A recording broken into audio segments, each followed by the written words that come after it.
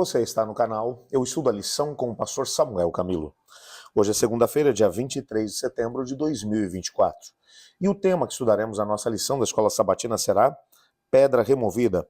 O texto que serve como base para o nosso estudo, Marcos 16, versos 1 a 8, que diz assim: Quando terminou o sábado, Maria Madalena, Salomé e Maria, mãe de Tiago, compraram especiarias aromáticas para ungir o corpo de Jesus. E no primeiro dia da semana, bem cedo, ao nascer do sol, elas se dirigiram ao sepulcro e perguntaram umas às outras: quem removerá para nós a pedra da entrada do sepulcro? Mas quando foram verificar, viram que a pedra, que era muito grande, havia sido removida. Entrando no sepulcro, viram um jovem vestido com roupas brancas assentado à direita e ficaram amedrontadas. Não tenham medo, disse ele. Vocês estão procurando Jesus, o Nazareno, que foi crucificado. Ele ressuscitou, não está aqui. Vejam o lugar onde havia sido posto. Vão e digam aos discípulos dele e a Pedro: ele está indo adiante de vocês para a Galiléia. Lá vocês o verão, como ele havia dito. Tremendo e assustadas, as mulheres saíram e fugiram do sepulcro e não disseram nada a ninguém, porque estavam amedrontadas. Esse texto vai falar sobre a questão da ressurreição de Jesus. Existem muitas pessoas que acabam mencionando que a ressurreição é um embuste, que é uma farsa, que é impossível acreditar numa coisa como essa. Agora veja, se nós acreditamos em Deus, e se Gênesis capítulo 1 e capítulo 2 para nós é verdadeiro, onde você encontra Deus criando todas as coisas a partir do nada, você concorda comigo que isso mostra um poder extraordinário da parte do Senhor. Ele, de forma absoluta e total, ele tem o poder para gerar vida a partir do nada. Imagine, por exemplo, que a Bíblia menciona que a terra era sem forma e vazia e o Espírito de Deus pairava sobre a face do abismo, e na hora exata o Senhor Jesus disse: haja luz. E a luz apareceu. Depois ele vai dizer: haja separação entre as águas embaixo do firmamento e as águas em cima do firmamento. E apareça a porção seca. Bom, e você conhece o restante da história. Ele disse e tudo apareceu. Nós estamos falando de um Deus que é todo-poderoso. De alguma forma, quando nós questionamos a própria questão da ressurreição de Jesus, nós estamos questionando o poder tremendo do Senhor. O Senhor Deus, ele é o Todo-Poderoso. A Bíblia vai mencionar que as mulheres, e de novo, as mulheres são protagonistas aqui nessa história. Elas estavam junto com José de Arimateia na sexta-feira, quando o corpo de Jesus foi levado para a sepultura. Elas viram onde ele foi colocado. Viram também que houve a necessidade de vários homens para poder rolar a pedra para a frente do sepulcro. Elas fizeram tudo o que podiam. E aqui, isso aqui é uma coisa muito interessante. No sábado, descansaram conforme o mandamento. Logo depois do sábado, ou seja, no sábado à noite, porque o domingo já começava a partir do pôr do sol do sábado, elas correram atrás, foram atrás de comerciantes, compraram os ungüentos para poder ungir o corpo de Jesus, o que elas pretendiam fazer logo no começo do primeiro dia da semana, o domingo. E é interessante que Marcos vai mencionar isso. Elas estão seguindo para o local do sepulcro, mas não tem nenhum homem junto com elas. Isso aqui é muito interessante, porque a pergunta natural que surge na mente de todas as pessoas que estão lendo o Evangelho: mas Jesus tinha 12 discípulos. Tudo bem que o Judas, nessa altura, já tinha tirado a própria vida, mas sobraram 11 discípulos. Cadê os discípulos? Por que eles não estão indo com elas? E elas vão no caminho dizendo: como é que nós vamos conseguir tirar a pedra? Vocês viram como foi pesado para que a pedra pudesse ser rolada ali para frente do sepulcro? Quem vai tirar para a gente a pedra? Mas o que me chama a atenção é de que, apesar delas saberem que havia uma impossibilidade naquela situação, por amor a Jesus, elas fizeram literalmente o seu melhor. Elas foram até o sepulcro sem saber se conseguiriam ter acesso ao sepulcro, porque afinal de contas uma pedra havia sido rolada para frente do mesmo. Quando elas chegaram ao local, a pedra já tinha sido rolada. Isso eu acho muito interessante, e é uma aplicação que isso pode ter para a nossa vida. Às vezes nós olhamos tanto para os obstáculos que se colocam diante de nós, que nós nos esquecemos de quem é Deus. E de como Deus é capaz de ultrapassar todos os obstáculos para fazer com que nós tenhamos a oportunidade de poder estar mais próximos dele. Essas mulheres, elas não olharam para a pedra, não olharam para o obstáculo. Elas foram até lá, elas fizeram tudo o que podiam, o que estava no alcance delas. Elas buscaram as especiarias, os ungüentos, e elas se dirigiram até o sepulcro, apesar de ser muito perigoso.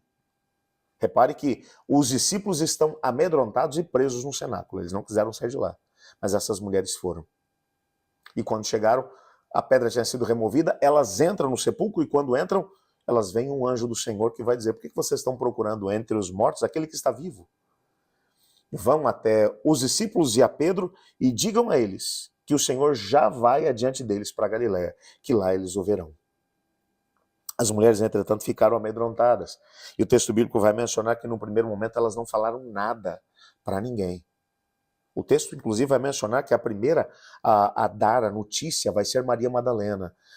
Algum tempo depois, o próprio João vai mencionar isso, porque ela permanece ali ainda chorando, e ela vê uma outra pessoa e ela acha que é o jardineiro que cuida ali daquele lugar, e ela vai dizer: se o senhor levou o corpo do meu senhor, por favor, devolva para mim. E ele vai dizer: ô Maria. E ele falou do mesmo jeito carinhoso que ele sempre havia falado com ela, e ela o reconheceu como Senhor. E então agora ela retorna e diz: ele ressuscitou mesmo, eu vi. Mas os discípulos não creem nisso. Então você percebe que a realidade da ressurreição foi difícil, inclusive para aquelas mulheres. Porque essas mulheres, elas veem o sepulcro vazio, a pedra rolada, elas se encontram com um anjo que vai dizer: ele ressuscitou, ele não está aqui, ele está indo adiante dos discípulos para Galiléia, vão lá e avisem a eles. Mas elas ficaram com tanto medo que elas não tiveram coragem sequer de poder compartilhar essa mesma informação. Às vezes, nós temos medo de assumir a Cristo Jesus na nossa vida, na nossa história. Eu tenho encontrado pessoas no decorrer do meu ministério que têm medo: se eu me entregar a Jesus, eu vou ter dificuldade lá no meu trabalho, eu vou ter dificuldade, enfim, com a minha família, vai ser complicado, vai ser difícil. Quando, na verdade, o fato de crermos no Senhor não traz para nós mais prejuízo, muito pelo contrário. Nos traz a presença manifesta do Senhor e uma alegria que inunda o nosso coração. Você pode perceber que a Maria Madalena, depois desse encontro com Jesus, ela tem alegria no coração. Enquanto os discípulos que não creem, eles estão tristes, fechados dentro daquele mesmo cenáculo. Uma coisa é fato: Jesus ressuscitou. Nós servimos a um Cristo que está vivo. Alguns anos atrás, eu tive a oportunidade de poder encontrar um pastor que trabalhou durante muito tempo com alguns indivíduos que tinham, de alguma forma, uma experiência religiosa um pouco diferente. E eles mencionavam que tinham a oportunidade de visitar alguns lugares santos onde homens, segundo eles, santos, haviam sido sepultados, e então o corpo desses indivíduos dentro da sepultura trazia algumas bênçãos para eles. Então eles iam até esses lugares, faziam peregrinações a esses lugares para poder orar e pedir a intercessão desses indivíduos a Deus. Me lembro de um outro indivíduo que mencionou que pelo menos uma vez na vida ele precisava fazer uma visita ao túmulo do profeta da sua religião, porque isso traria, de alguma forma, uma conexão maior com Deus. Nós não temos nada disso como cristãos. Nós não temos lugares que nós consideramos santos, porque nesse lugar está uma relíquia sagrada.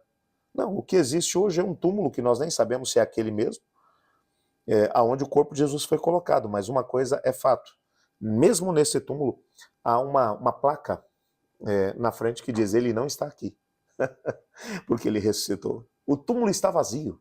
E porque o túmulo está vazio, nós podemos ter a plena certeza de que Cristo Jesus está no céu, intercedendo por nós. E quando o processo de juízo no santuário celestial terminar, ele retornará para poder buscar os seus filhos. Nós servimos a um Deus que está vivo. Não existe um corpo, não existe uma ossada, não existe um caixão, não existe um túmulo para poder ser venerado pelos seus seguidores. Nós servimos a um Deus vivo. Glória a Deus por isso. E esse mesmo poder que trouxe Cristo Jesus de volta à vida, o apóstolo Paulo lá em 1 Coríntios capítulo 15 vai dizer que é o poder que nos transforma. É o poder que faz com que nós tenhamos a oportunidade de nascer de novo para uma nova vida. É o mesmo poder que ressuscitou Jesus. O poder que transforma cada um de nós. Que coisa extraordinária. Ore comigo. Obrigado, Senhor, por tua palavra e pela certeza que temos de que Jesus ressuscitou dos mortos. E exatamente por isso nós temos a oportunidade de viver uma experiência maravilhosa ao lado dele, com fé, com esperança, com amor. Nós te pedimos que o Senhor também nos ajude a manter a nossa fé bem alicerçada em Cristo, nos lembrando que Ele está vivo. Colocamos diante dele cada um dos nossos pedidos, pedindo que o Senhor responda de acordo com a tua vontade. Mas é em nome de Jesus que oramos.